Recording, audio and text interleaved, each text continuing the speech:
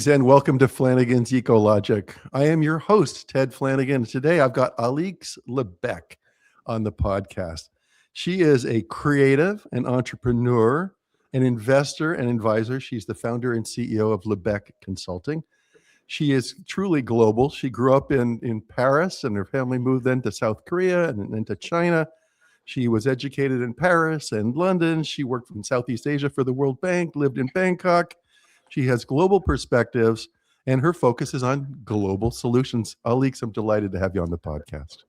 Wonderful to be here, Ted. Thank you for having me. Thanks for taking the time. And where are you today? I just introduced all of your worldly past, but are you in the United States? So I'm in the U.S. I'm in Miami.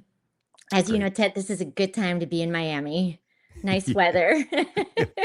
I'm in LA. Yeah, same thing. We can't talk too much about that because a lot of No. our friends are freezing as we speak. But and I'd like to jump right in. What are you working on? What was the focus this week? Sure. Well, this was actually a big week for our team at Lebec because, Ted, our business has really grown into a platform. So we exist to mainstream innovative finance, which is this creative space between traditional philanthropy and traditional finance. And as we've grown into a platform, we particularly this week have started to activate the three pillars of our platform with some exciting angel investors behind our vision.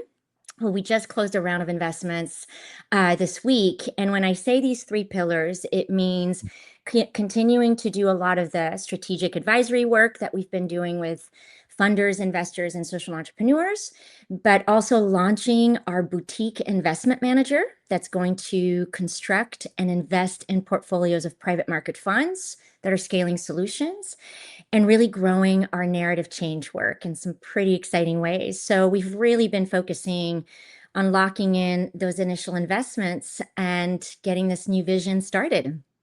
Sounds good. Sounds good. Yeah, like we were saying, the new year has started with a bang, right? Here we go. Yes. But now with Lebec, I mean, what sectors are you working with? I know you have a background with water. You've worked with women's issues, and you've worked in the developing world, access to water, sanitation, probably energy. What sectors are you raising money for at this point? Yeah. So, I want to say we are sector agnostic because we've Yeah. worked across many different sectors and are continuing to do that, whether it's water, energy, agriculture, or food systems Mm, specifically, affordable housing, yeah. health. But really, the umbrella of our approach is scaling solutions that are creating a resilient, healthy economy and planet. So, really, climate, economic mobility, I think, are really broad themes under which pretty much everything that we do resides. Oh, that's really great. I love the term. I did a little bit of digging on you. Democratizing access to capital, opportunity, and Hmm. knowledge. That's pretty broad. And you're a woman-led organization, right? I mean, well, you're the head of it, Yes. but you have women working with you. We have a lot of women that are leading this organization.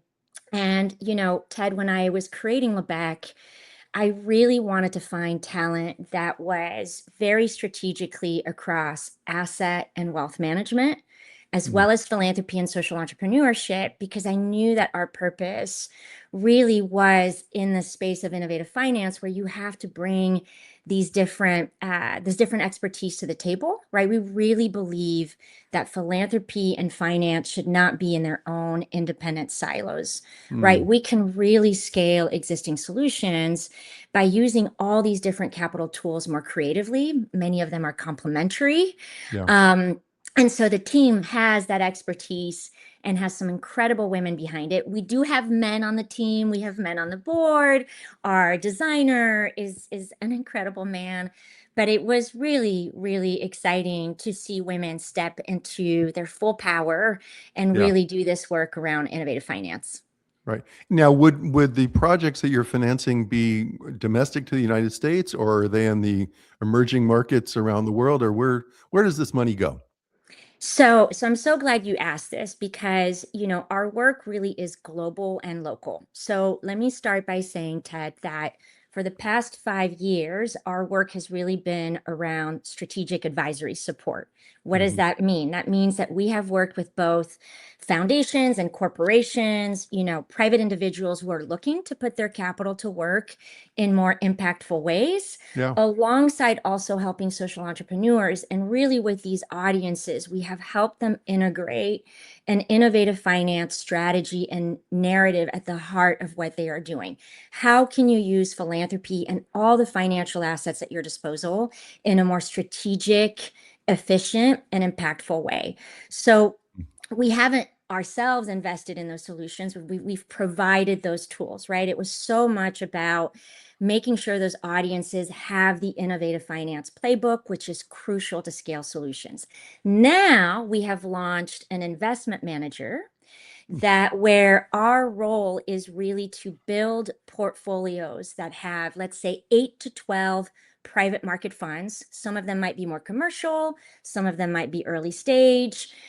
We're diversifying those portfolios across asset class, geography, and sector, so that when an investor comes to us and says, look, I really want more exposure to impact, and I want to see my investments truly accelerate decarbonization and climate resilience, how can I do that, Alix? Well, great, Ted. We have a portfolio of successful private market funds that we've diversified very strategically that you can invest in. And those funds are scaling solutions around making sure clean energy solutions are accessible and affordable, water access, sustainable food systems. So it's really about making sure investors can scale those kinds of solutions by investing in these portfolios that we'll create.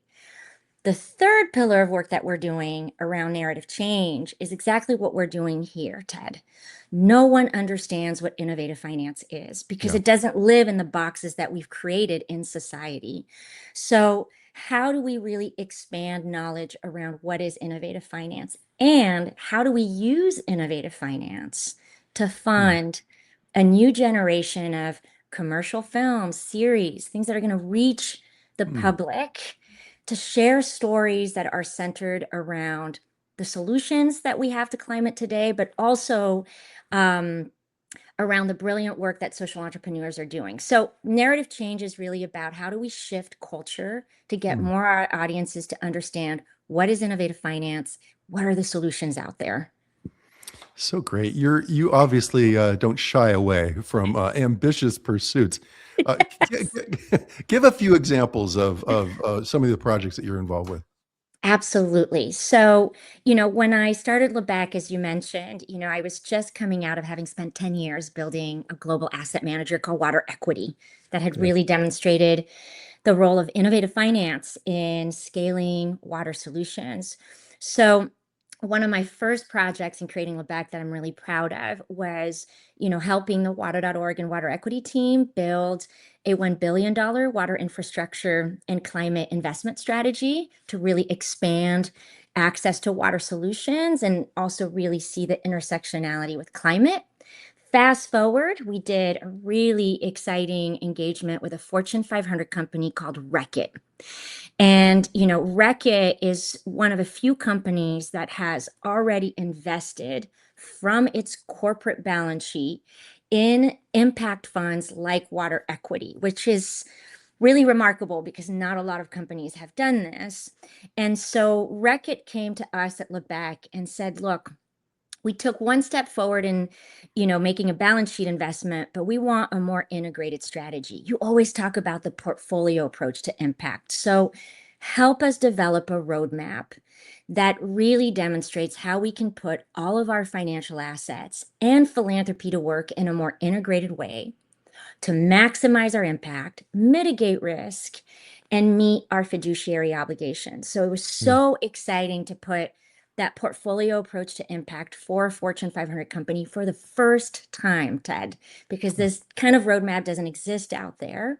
And then recently, we also did an exciting endeavor with a group of foundations here in Miami, led by the Miami Foundation, where we have built a foundation, so an initial strategy that is looking at affordable housing needs and the intersectionality with environmental protection in Florida, right? Which is an interesting place to bring that kind of strategy to life. But it was Yeah. really great to see more and more foundations wanting to learn, how do I put investments to work from my endowment? How do I think more creatively around my grant budget? And then finally, something that I'm really, really proud of, and talking about democratizing access to capital, as a company and now platform that's really trying to bring innovative finance to the mainstream, one of the core things we want to do is make sure all the amazing nonprofits and social entrepreneurs out there have more knowledge on the tools that are available to them. So, with one of our clients, the Clio Institute, we put together a new strategy where they will have a donor advised fund on a platform called Impact Assets. Mhm. Impact Assets is unique because it enables the DAFs on its platform to make both grants and impact investments. So basically, we help them build a strategy where this nonprofit, as it continues to do all the things that it is doing, will have a flexible fund on this platform that will allow the organization to not only grow its assets in the fund in a way that is values aligned, but also put some of that capital to work towards more frontline entrepreneurs. So it's really helping nonprofits see how we can think more creatively to not be so dependent on a Mm. direct service delivery model or just one stream of financing, which is restricted grants. So I'm really proud of that work, Ted, and that gives you a lay of the land of the things we've been doing. It does. I'm very impressed. It sounds like you're very, very busy. But circling back to the water equity, I take it you're raising money and from multiple different sources. Um, and then were most of those projects in the developing world? In developing and emerging markets. And what was really important about water equity. So Ted, I was very fortunate to be part of the founding team, right? Yeah. Where, from the nonprofit side of this journey, because initially the journey started with water.org, where I met entrepreneur Gary White and actor Matt Damon, who Yeah. are the co-founders. And, water.org had this very novel idea that it wanted to bring out to the world, which is that microfinance could play a huge role in helping millions of women and their families have access to affordable, small loans to pay for the water solutions that they wanted, which initially, started in India. Fast forward, that model demonstrated how philanthropy could play a very targeted, efficient role in de-risking a new idea. Like we Mhm. used philanthropy to go to microfinance institutions and say, let us cover some of the startup costs as you develop this new loan product. And then, Ted, these microfinance institutions around the world unlocked $5 billion of commercial Read that. capital. Yeah. Congratulations. So, so thank you. And so once that was proven, we thought, why can't we now create an asset manager that has, a portfolio of investment funds that are going to show that we can actually invest in enterprises, infrastructure developers, technology companies that are improving access to safe water. So when we started Water Equity, a big part of my role with the team was really thinking about how do we structure these funds? What's the business case? How do we get the right investors on board? And the journey is interesting because the first fund was very much friends and family, so foundations and individuals. Yeah. Then you move forward and, um, Bank of America, IKEA, more corporate investors, more family offices, more foundations started to participate. Foundations, Ted, were investing with both program related investments Yeah. and mission related investments. And then fast forward, Water Equity now has funds that corporates are investing in from their balance sheet. So philanthropy Great. played a huge role in de-risking and proving that thesis to the point where then it wasn't needed anymore. Kind of And grew so up. it was Yeah. really seeing that playbook live, Ted, that inspired me to launch Lebec. Like innovative finance really works. So we Yeah. were investing in developing and emerging markets. I just wanted to give you that context Oh, of how you're it came no, together. that's terrific and good context. And then just I'm sort of drilling in now, but in the India, you talked about water solutions.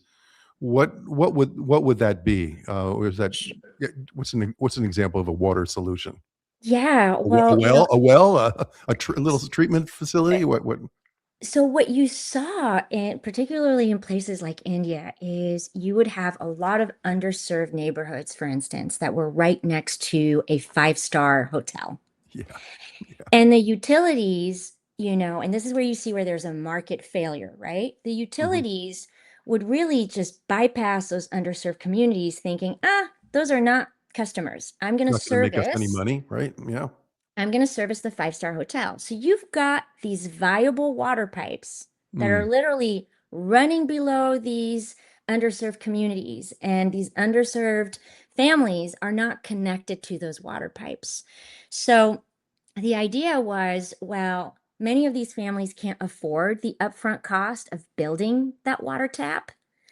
But once that water tap is there, actually, the monthly water utility bill they would pay is significantly cheaper than what they're currently paying for water. Mm. Because what they're currently paying for water is the following: they are losing at least 8 hours a day going out in the world and trying to Yeah. find water, and usually dirty water. Or they're paying in terms of health medical bills because they're getting sick from drinking dirty water.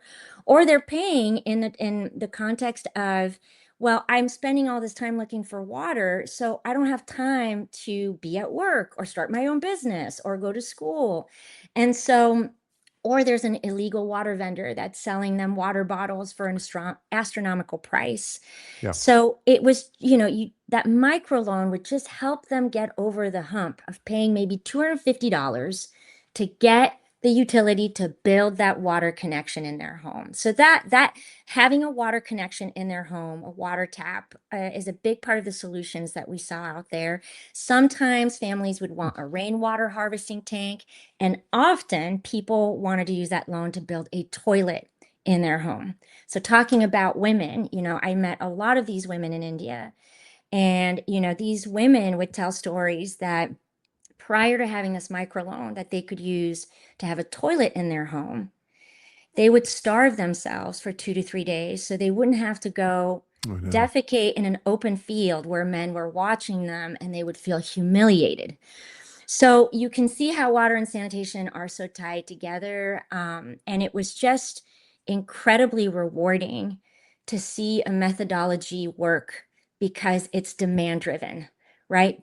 Nobody who is earning $2 to $4, $6 a day is going to take out a $250 loan Yeah. because they feel like taking that loan, right? They're going to take it because they need it. Mm. And these women are still repaying those microcredit loans at the rate of 97 to 99%. So every time a loan is repaid to a microfinance institution, that microfinance institution can make another loan, and philanthropy doesn't have to be part of it, right? So over time, what started with philanthropy becomes so much more efficient, scalable, commercial. Um, so it was really, really rewarding to see this work because, you do see a lot of solutions that are so demand driven and do not work, particularly in the water and sanitation space. How interesting and how rewarding. And what was before we move on? What was Matt Damon like? I mean, he must be a pretty good guy if he's at the root of this kind of work. I mean, Matt is wonderful, and him and Gary are such a great team. It's really amazing to see someone like Matt Damon join this journey and put his own financial resources behind it, really dedicate time, be so invested in the solution. He is such a true partner to the Mm. team, to Gary, to amplifying the story out there. It is so hard for social entrepreneurial solutions like what water.org is doing to get out of in the world and be part of mainstream culture and conversation, right? What I was sharing with you at the beginning, Ted. So to have someone like Matt who dedicates his platform to really bringing this into mainstream conversation was a huge asset Yeah. to water.org's vision. But he's also I mean, he's now one of the world's greatest water experts. He's really dedicated and committed. So it was very much a privilege to work with them for It so sounds like long. it. Sounds like it. Yeah. How great. And then this model that you developed in India, was that replicated in other countries around the world or Africa, Yeah, perhaps? Absolutely. So, this was really a novel approach that was started by Gary White, who even prior to water.org, prior to water.org, the organization was called Water Partners International. And Hmm. Gary had just spent so much time out there and meeting with communities and saw this synergy between microfinance and water. And what is Hmm. so great, Ted, when I started at water.org, we were really testing this out in India and Bangladesh. Hmm. And as happens with great ideas, everybody thought this was crazy. And I came in really to help the team build a business case for audiences in the US, Europe, around the world. And today, that model has scaled in not just in East Asia and Southeast Asia, but also across Africa and Latin America. And so it's really it's phenomenal to Yeah. see that. Wow. Wow. Without saying, obviously, I'm biased, but I'm being part of this journey. But it's just, again, isn't it so exciting that you can start something and see that initial set of philanthropic capital reach so many more people over time and go so much further because it was used in the strategic way Mhm. to de-risk an idea at the early stage and really create an on-ramp for then other types of capital to participate. And Yeah. frankly, Ted, we see that in the technology industry, right? I mean, government subsidies, tax credits, all of these things have been capital dedicated to giving technology companies years to experiment and iterate. And so, in the Yeah. context of innovative finance, this is how we really need to show that philanthropy can be even more effective. Right. Be there to start that idea. You're supposed to be first in, you're supposed to take that risk. And how great is it that then you can really, really help prove an idea that then other forms of financing can step in and help scale over time? Right. And I think a lot of people think of philanthropy as just being grants, right? But this is money that catalyzes, like you're saying, catalyzes Yes, projects, proves the merit, the funds revolve around, and then the more established financial forms come in to scale it, right? exactly. And can I give you a perspective? Let me Sure. let me share this perspective if I was a foundation. So this is so great for foundations and companies and others, but just to walk you through the journey. So you have a foundation like the Skoll Foundation. The Skoll Foundation made a flexible grant to water.org when it was just starting to think through this idea, right? And it gave capital to really put all the pieces together. And then the Skoll Foundation made a program related investment Yeah. in Water Equity's second fund. That investment allowed us to, unlock $50 million from investors like Bank of America who had never invested in water. Super catalytic. Yeah. And then the Skoll Foundation participated from their endowment with a mission related investment. And that enabled us to unlock another $100 million from more investors. And so, how great for a funder to participate strategically That's with right. See philanthropy that and growth. its all its tools Yeah. to prove an idea over time that then is inherently going to get scaled by other players. And it's important because there will never be enough philanthropy in the world to solve these issues. Yeah. Right? We are trying to correct market failures. And so it doesn't mean that philanthropy can only be used this way or Yeah. everything can be scaled commercially. Of course not, but it is underutilized this way. And this is why we're like, you have a great tool here. Here's Yeah. all the ways it could be put to work. You're a great champion of the tool. And in some of your materials that I read, you talk about you've asserted that the world is falling short with about $5 trillion to funding for the new economy.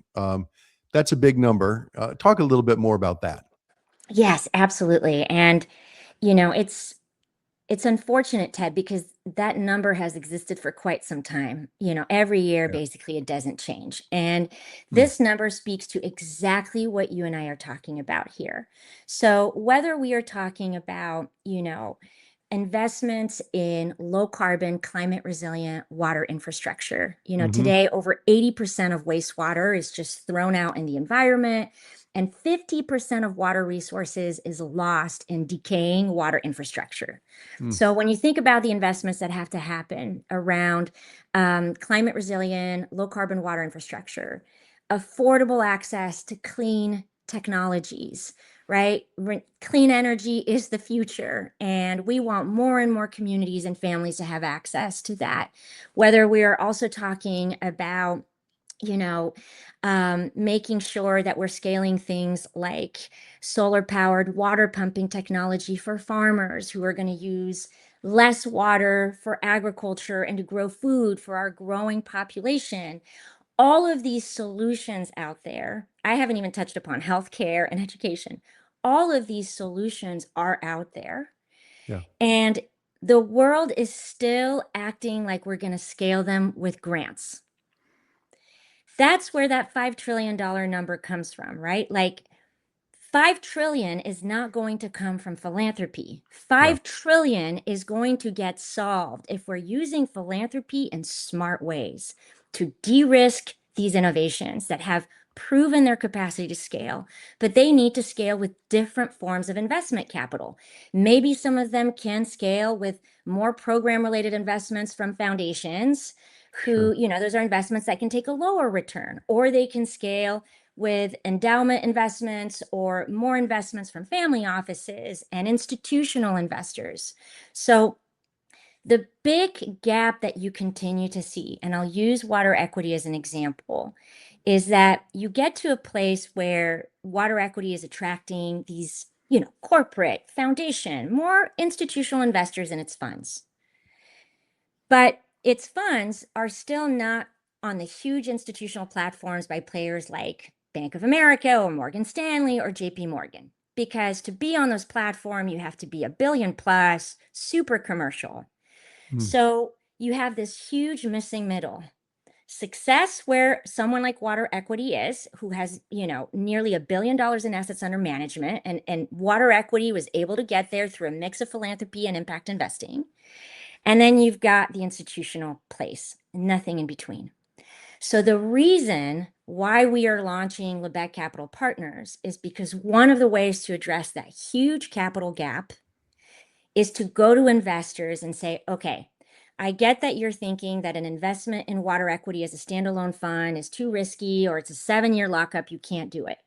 But if I can come to you with a portfolio that has water equity and several other funds in it, some are more proven in commercial, Yeah. some maybe are more early stage, as a collective, I can come to you with an opportunity that is targeting market rate returns. I've mitigated risk. I've met you where you are, and I have put together very strategically all the private market funds that are scaling solutions. That is one way to get Yeah. closer to unlocking that capital gap.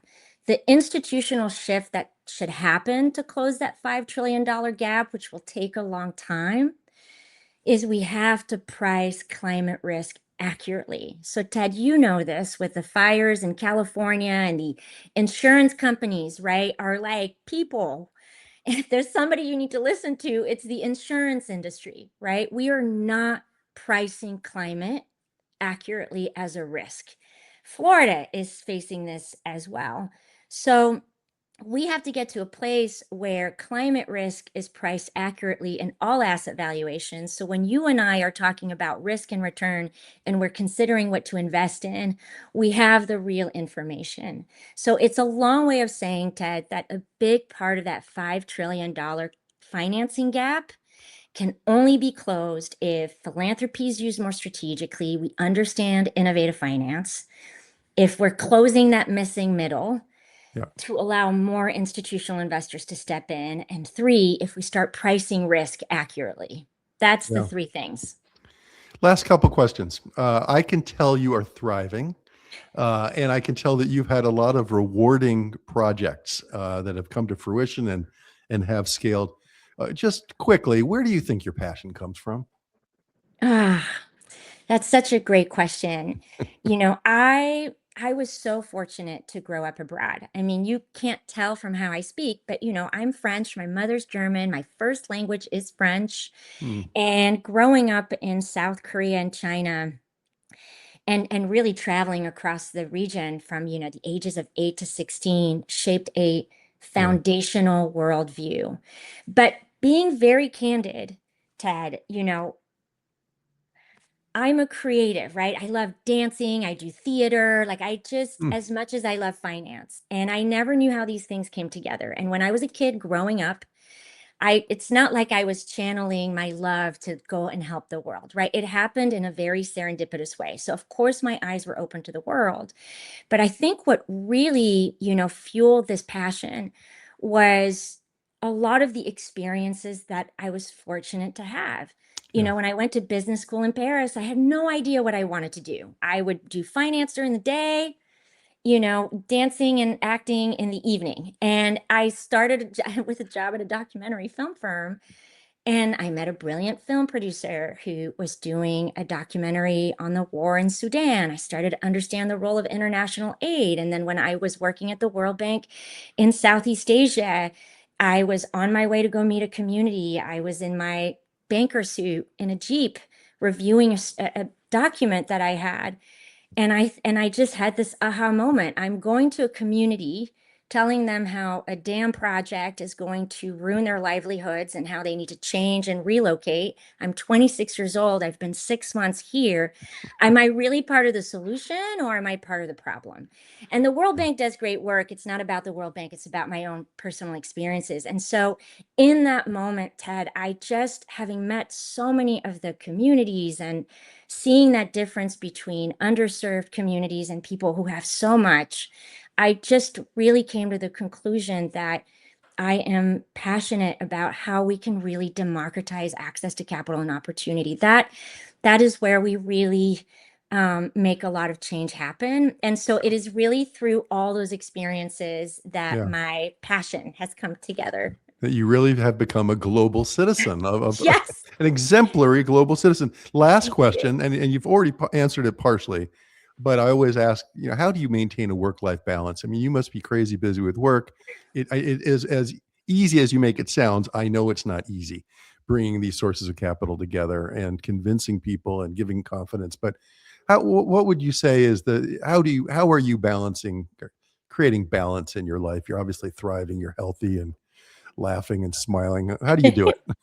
Thank you, Ted. Are you still dancing and in theater groups So and singing I and was I was gonna say, for me, the creative part of my life is what channels the balance. And I think with time I've gotten better at knowing how to really not diminish that when you're so focused on the other goals. And sure. so I still dance in my garage. I train with an amazing dance teacher who's given me a lot of tools. So I do a lot of freestyle dancing. I do acting classes with my aunt, who's a theater actress in Germany. So, we'll do like a lot of monologues, and she'll give me tools and exercises. And I think really channeling my energy creatively helps recharge the tank and go back out in the world Yeah. and say, I am also very lucky. I have a great partner in life. I'm surrounded by great parents, family, Yeah. and an amazing team. All that surrounding is always the first to say, "Hey, Alix, why don't we pause? Like, why don't you take a break and let's pick this up, next week." Yeah. So it's so good to surround yourself with people who really have your best interests at heart. I just can't emphasize that enough. But really embracing that creative part of my self is so important to me, Ted. And that's how I continue. Well, rock on, rock on. Thank you so much, Alix, for being on the podcast and educating the audience. I always say that I'm looking for inspired people who are inspiring, and you certainly are. So again, thank you very much for being part of the podcast. Thank you so much, Ted, for having me. It was wonderful to speak with you. That's it. Thanks for listening to Flanagan's Ecologic. We'll see you next time.